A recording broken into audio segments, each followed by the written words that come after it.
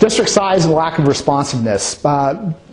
Just for an anecdote, about 3 years ago, I filed a lawsuit against the California Assembly, and it was kind of interesting. I followed a couple cases in the U.S. Supreme Court, and I basically sent 16 petitions into the legislature. I didn't get a single response. And so when the case got to court, the gentleman who was representing the Assembly, he basically represented the unions. And he had one case, he actually represented the prison guards, which sort of made me a little bit nervous, but nonetheless.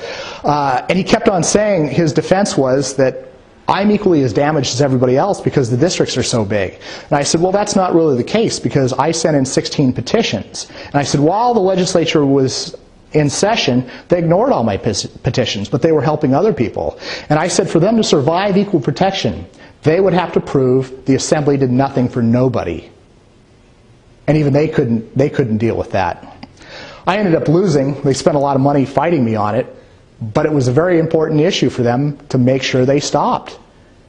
When you have a small legislature, those people who get money from the legislature like small legislatures. They like the ability, like in California, you need 41 votes in the House, 21 in the Senate, and you need a president, the governor, to sign off on a bill.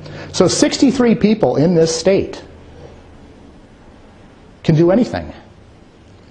One of the first things that they tried to do was increase the U.S. House, and they tried to do it quickly because they realized that at the time there were 26 U.S. senators and 65 House members, and they said, what's a quorum?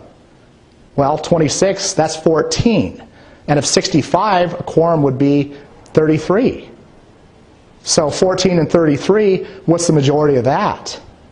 That could do anything in the nation they wanted. So one of the first things that James Madison tried to do is he tried to increase the U.S. House right away, and it was all voted down.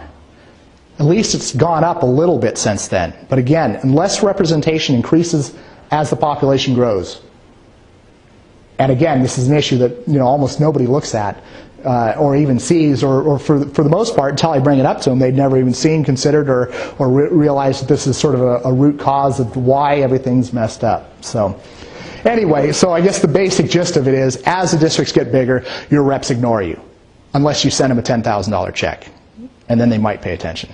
So there you go.